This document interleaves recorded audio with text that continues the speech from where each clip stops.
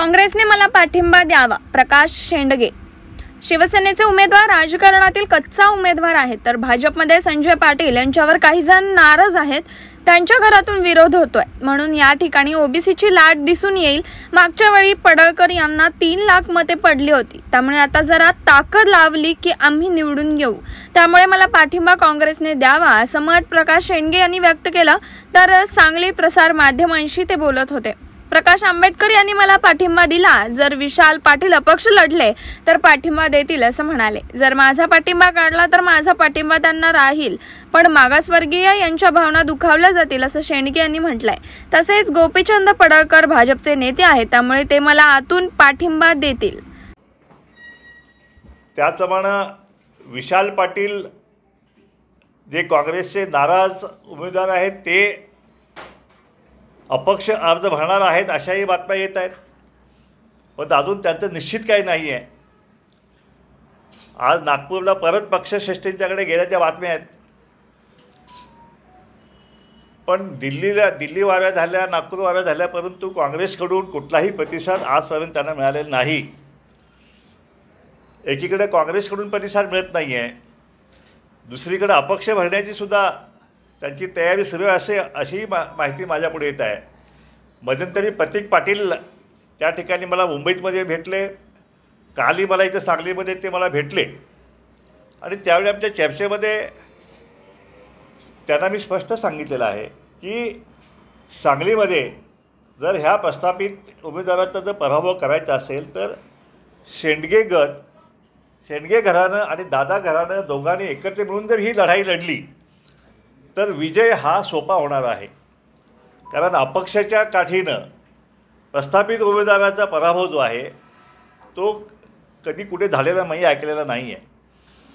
आणि माझी उमेदवारी माझ्या पक्षाने जाहीर केलेलीच आहे. वंचितचा पाठिंबा मला मिळालेलाच आहे. या ठिकाणी ओबीसींची फार मोठी लोकसंख्या आहे, धनगर समाज मोठ्या संख्येने आहे. आरक्षणाच्या माध्यमातून एक मोठी चळवळ या महाराष्ट्रात उभा केलेली आहे. आणि तसं संख्याकडे बघितलं तर ओबीसी 60% या मतदारसंघामध्ये ओबीसींची लोकसंख्या 60% आहे. त्यामुळं माझी उमेदवारी झाली आणि समोर हे जर प्रस्थापित उमेदवार आले तर माझा वनवे विजय जो आहे तो विजय माझा निश्चित आहे. त्यामध्ये जर दादा घराण्याचं जे काही मतदान आहे ते जर त्यांनी माझ्या पारड्यात टाकलं तर माझा विजय अजून सुखकर आणि अजून सोपा होणार आहे. आणि मी एकदा हे निवडून आल्यानंतर त्या ठिकाणी जतचा पॅटर्न जो आहे, जत पॅटर्न पुन्हा या ठिकाणी सांगलीमध्ये या ठिकाणी राबवू शकतो आणि त्या माध्यमातून पुन्हा एकदा दादा घराचं राजकारण जे आहे ते या ठिकाणी टिकू शकतं. आमचं शेंडगे घराण्याचं राजकारण जे आहे ते या ठिकाणी टिकू शकतं. आणि पुढील भविष्यातली राजकीय वाटचाल जी आहे ते दोघांनी मिळून जर केली तर पुढच्या विधानसभा ज्या आहेत त्या विधानसभा साऱ्याच्या साऱ्या विधानसभा आपल्या ताब्यात येऊ शकतील, महानगरपालिका येऊ शकतील, जिल्हा परिषद ताब्यात येऊ शकेल. अशा प्रकारचा प्रस्ताव जो आहे त्या ठिकाणी मी प्रतीक पाटील यांना दिलेला आहे.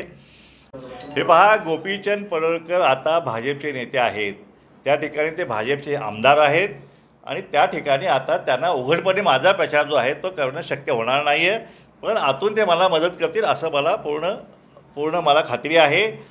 आणि दुसरं म्हणजे ते त्या ठिकाणी उघडपणे त्याची प्रचार करू नये अशी माझी भूमिका तीच आहे. कारण त्या ठिकाणी त्यांची सत्ता आली तर कदाचित त्यांना मंत्रिपद जे आहे त्या ठिकाणी मिळण्याची शक्यता आहे. प्रकाश आंबेडकरांनी मला जो पाठिंबा दिला तो सुद्धा आपल्या सगळ्यांच्या माध्यमातून जाहीर केलेला आहे. काय समजलं का? आता आपल्याच माध्यमातून कळले की प्रकाश आंबेडकरांनी विशाल पाटील जर अपक्ष लढले, पाठिंबा म्हणजे जर अपक्ष लढले तर पाठिंबा असं काहीतरी समजलं. पण जर विशाल पाटील अपक्ष लढले आणि वंचितचे नेते प्रकाश आंबेडकरांनी त्यांना उघडपणे पाठिंबा जरी दिला तर एकीकडे ज्यावेळी त्यांनी मला पाठिंबा दिला त्यावेळी मी सुद्धा त्यांना अकोल्यामध्ये आमच्या ओबीसी पक्षाचा पाठिंबा त्या ठिकाणी दिलेला आहे. त्यांनी जरी माझा पाठिंबा काढून त्यांनी जर विशाल पाटलांना जर पाठिंबा दिला तरीसुद्धा आम्ही दिलेला शब्द आम्ही पाळणार आहे. आमचा पाठिंबा प्रकाश आंबेडकरांना कायम असेल. त्यांचा पाठिंबा जो आहे त्यांच्या पॉलिटिकल गणितामध्ये जर एका ओबीसी नेत्याचा पाठिंबा काढून जर प्रतीक पाटील किंवा विशाल पाटलांना जर त्यांना पाठिंबा द्यायचा असेल कारण यापूर्वी दोघांनी एकत्रितपणे मेळावे घेतलेले आहेत, लाखांचे मेळावे घेतलेले आहेत. त्या ठिकाणी आम्ही एक धोरण नक्की केलेलं आहे.